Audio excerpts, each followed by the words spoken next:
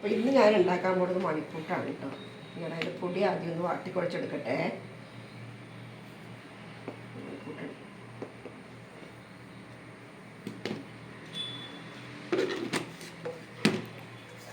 അപ്പോൾ ഞാൻ വെള്ളം തിളപ്പിച്ച് അല്പം ഉപ്പും അല്പം വെളിച്ചെണ്ണ ഒഴിച്ച് കൊടുത്തിട്ട് കുഴച്ചെടുക്കട്ടെ. നല്ല ചൂടാണ്, തിളച്ച വെള്ളമാണ്.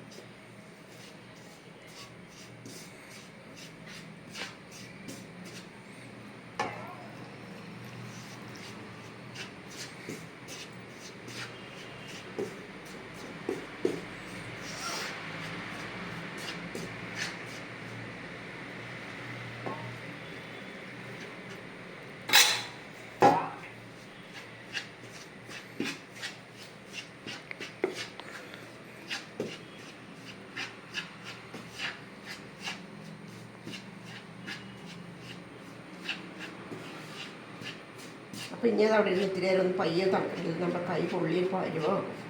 അപ്പോൾ ഇത്തിരി നേരം കഴിയട്ടെ, അവിടെ ഇരിക്കട്ടെ. ഇവിടെ ഒരു അരിഞ്ഞൊന്ന് കുഴച്ചെടുക്കട്ടെ കേട്ടോ.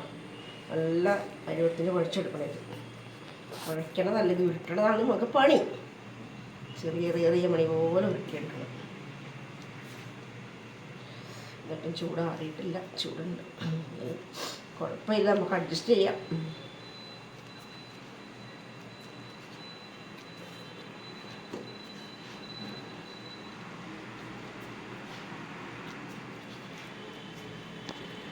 അപ്പോൾ ഞാനിത് ഉരുട്ടിയെടുക്കട്ടെ. അപ്പോൾ അതിന് മുമ്പ് ഇത് ഉരുട്ടിയിടണമെങ്കിൽ ഈ പാത്രത്തിൽ ഇത്തിരി എണ്ണ നടക്കണം. അതിന് ഒട്ടി പിടിച്ചിട്ട് അതിലും വലിയ പ്രശ്നമാണ്.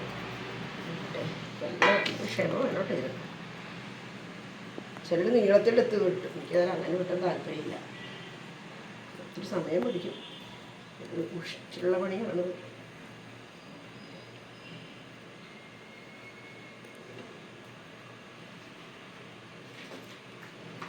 അപ്പം ഞാൻ ഇത് ഉരുട്ടി എടുത്തിട്ടുണ്ട്. ഇനി നമുക്ക് അടുപ്പത്ത് വെച്ച് വേവിച്ചെടുക്കാം. ഞാൻ ഉരുട്ടി നടക്കട്ടെ. ഉരുട്ടി കഴിഞ്ഞു. ഉണ്ടയായി പോയി.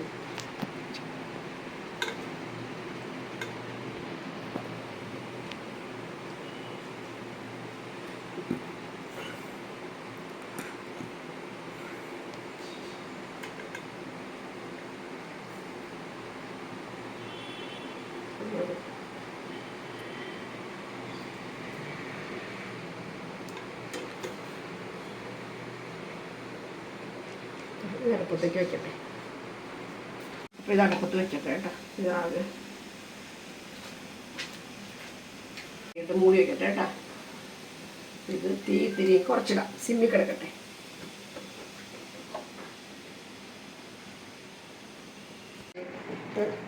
ഒരെണ്ണം ആയിട്ടുണ്ട്.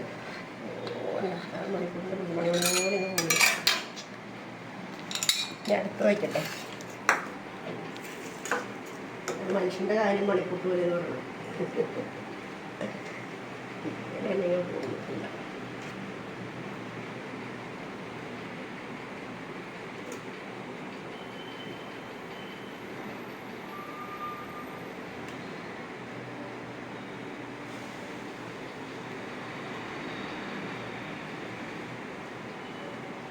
സാധനം നീണ്ടുകൾ പോകുന്നു, ഇരിക്കില്ല. വേണ്ടി നമ്മൾ കൊടുക്കണം. നമ്മൾ തേങ്ങാപ്പാലാണ് ഇതൊരു കറിയൊന്നുമില്ല, തേങ്ങാപ്പാൽ. അപ്പോൾ തേങ്ങ ചിരണ്ടി എടുക്കട്ടെ. അപ്പോൾ തേങ്ങ അരണ്ടിട്ട് അതിനകത്തേക്ക് ഇത്തിരി ഏലക്ക പൊടിച്ചിട്ട് കുറച്ച് പഞ്ചസാര വീട്ടാണ് തേങ്ങ ചിരണ്ടി എടുക്കട്ടെ. തേങ്ങ അരണ്ടി പാൽ വീട്ടെടുക്കട്ടെ കേട്ടോ. അപ്പോൾ ഞാൻ തേങ്ങ എടുക്കട്ടെ കേട്ടോ.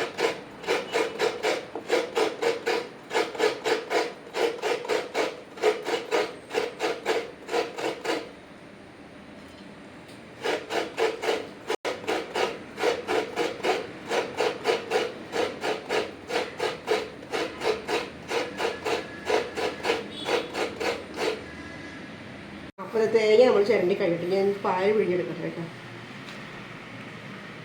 അപ്പോൾ നമ്മുടെ മണിക്കൂട്ട് റെഡി ആയിട്ടുണ്ട്. നല്ല ചൂടുള്ള പുട്ടാണ്. ഇത് തേങ്ങാപ്പാലിൽ ഞാൻ പഞ്ചസാര പിന്നെ കുറച്ച് ഏലക്കയും കൂടി, അത് ഇഷ്ടമുള്ളവർക്ക് മതി. ഏലക്കയും കൂടി ചേർത്ത് തേങ്ങാപ്പാലാണ്. പിന്നെ അത് നമ്മുടെ പതിവ് കട്ടൻ ചായ. ഓക്കെ.